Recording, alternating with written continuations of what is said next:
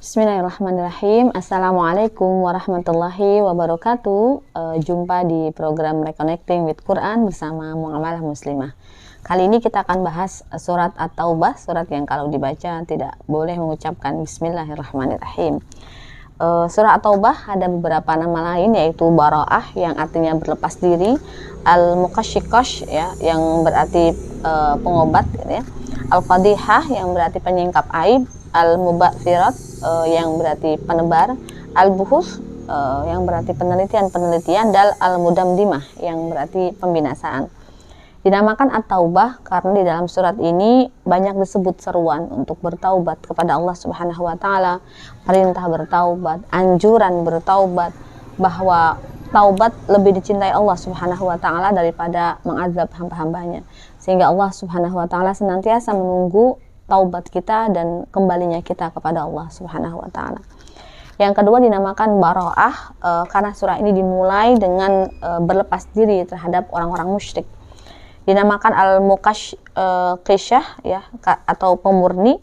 Maksudnya karena surah Taubah memurnikan pembaca dan yang mengamalkannya dari kenifakan dan kesyirikan. Dinamakan Al-Fadihah karena surat ini menyingkap aib orang-orang munafik. Dinamakan Al-Mubatsirah karena surat ini menebarkan kejelekan-kejelekan orang munafik. Dinamakan Al-Buhus karena di dalam surah Taubat meneliti isi hati orang-orang munafik dan musyrik dan mengeluarkan apa yang ada di dalamnya. Dinamakan Al-Mudamdimah karena surat ini adalah sebab kebinasaan bagi orang-orang musyrik. Rasulullah SAW bersabda, barang siapa mengambil 7 surat At-Tiwal yang panjang maka ia adalah seorang alim. Salah satunya adalah surah At-Taubah. Baik, sekarang kita masuk ke sebab keselarasan awal dan akhir surah. Di surah At-Taubah ayat 1, Allah Subhanahu wa taala berfirman, A'udzubillahi minasyaitonirrajim, bara'atum minallahi wa rasulih ilal ladzina ahadtum minal musyrikin. Inilah pernyataan pemutusan hubungan dari Allah dan Rasulnya kepada orang-orang musyrik yang kamu telah mengadakan perjanjian dengan mereka. Dalam At-Taubah ayat 1. Lalu berikutnya dalam At-Taubah ayat 5, Allah Subhanahu wa taala berfirman, apabila telah habis bulan-bulan haram, maka perangilah orang-orang musyrik di mana saja kamu temui, tangkaplah dan kepunglah mereka. Dan awasilah di tempat pengintaian, jika mereka bertaubat dan melaksanakan sholat serta menunaikan zakat, maka berilah kebebasan kepada mereka. Sungguh Allah Maha Pengampun lagi Maha Penyayang. Lalu diakhiri dengan surat diminta untuk berpaling dari orang-orang musyrik. Dalam At-Taubah ayat 129, Allah Subhanahu wa taala berfirman, A'udzubillahi minasyaitonirrajim, fa in tawallau faqul hasbiyallah la ilaha illa huwa alaihi tawakkaltu wa huwa rabbul arsyil azim. Jika mereka berpaling dari keimanan, maka katakanlah Muhammad, cukuplah Allah bagiku, tidak ada Tuhan selain Dia, hanya kepadanya aku bertawakal dan Dia adalah Tuhan yang memiliki arasy yang agung. Ini juga potongan surat yang senantiasa kita baca ya pada zikir pagi dan petang sebanyak 7 kali, Masya Allah.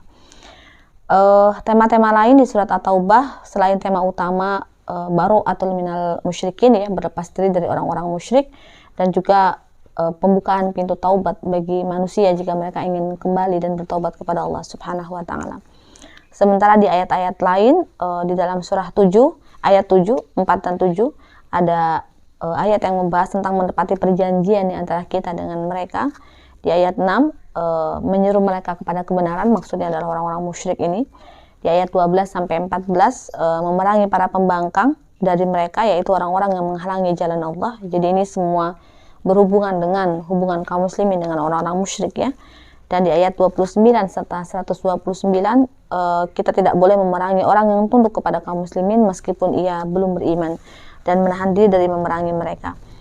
Berikutnya urgensi tentang jihad di jalan Allah dan motivasi untuk mengerjakan serta mewaspadai perasaan berat dalam mengerjakannya dalam surah dalam surat At-Taubah ayat 38 serta 39. Tentu bukan perkara yang mudah untuk menggerakkan hati, pikiran, badan, dan seluruh tubuh kita untuk berjihad fisabilillah.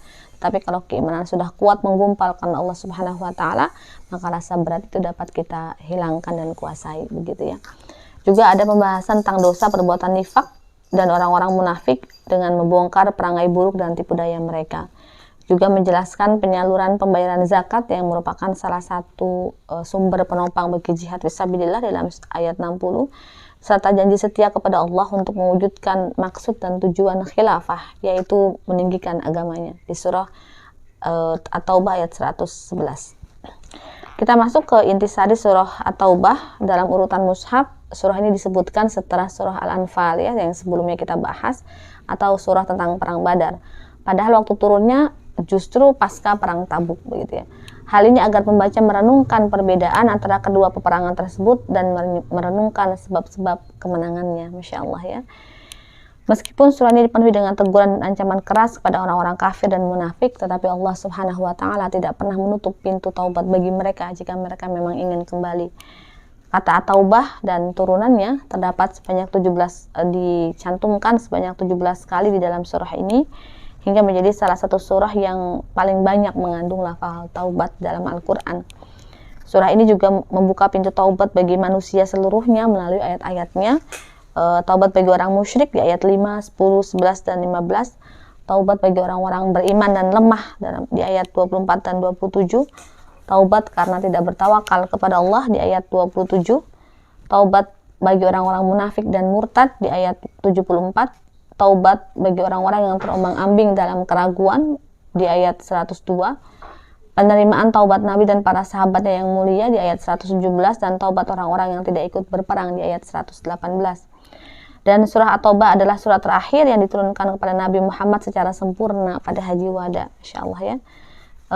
Kita paham bahwa taubat tidak akan pernah jauh dari seorang hamba yang sedang menuju Allah, karena manusia tidak kecuali dia pernah melakukan salah dan dosa, sehingga dia membutuhkan taubat untuk menyempurnakan hijrahnya, untuk menemani hijrahnya hingga betul-betul sampai kepada tanah hijrah yang sebenarnya, yaitu syurganya Allah. Tanah hijrah yang sebenarnya yang berarti kita mendapatkan ampunan dari Allah Subhanahu wa Ta'ala. Berikutnya dalam surah At-Taubah ayat 111, Allah Subhanahu wa Ta'ala berfirman, A'udzubillahi minasyaitonirrajim, Innallaha ashtara minal mu'minina anfusahum wa amwalahum bi anna lahumul jannah. Masya Allah. Sesungguhnya Allah telah membeli dari orang-orang mukmin baik diri maupun harta mereka dengan memberikan surga kepada mereka. Di ayat ini Allah Subhanahu wa Ta'ala mendahulukan jiwa dari harta, karena jiwalah yang dibeli dan ia adalah dasar dari akad. Bukankah di dalam jihad fisabilillah yang kita bawa adalah nyawa kita, jiwa kita, bukan cuma harta kita. Sedangkan harta adalah turunan darinya. Jadi apabila kita memiliki jiwa, maka kita pasti memiliki harta, atau pasti cukup rezeki yang Allah berikan kepada kita. Berikutnya Allah Subhanahu wa Ta'ala berfirman di dalam surah At-Taubah ayat 83, sesungguhnya kamu telah rela tidak pergi berperang sejak semula, karena itu duduklah tinggallah bersama orang-orang yang tidak ikut berperang. Ini menggambarkan siapa saja yang meremehkan hukum Allah dan perintah Allah untuk berperang, ketika waktu pelaksanaannya tiba, maka Allah akan menghukum mereka dengan tidak memberikan hidayah taufik kepada mereka, atau menutup hati mereka dari penerimaan hidayah Allah Subhanahu wa Ta'ala. Yang berikutnya, mengapa tidak didapati Bismillahirrahmanirrahim sebagaimana yang awal saya sampaikan di dalam surah At-Taubah. Ibnu Abbas radhiyallahu anhu menanyakan pertanyaan ini kepada Utsman bin Affan radhiyallahu anhu. Lalu Utsman menjawab, sesungguhnya apabila diturunkan sesuatu dari Al-Quran kepada Rasulullah, maka boleh memanggil seorang penulis wahyu di sisi beliau. Lalu beliau bersabda, letakkan surat ini pada surah yang di dalamnya demikian dan demikian.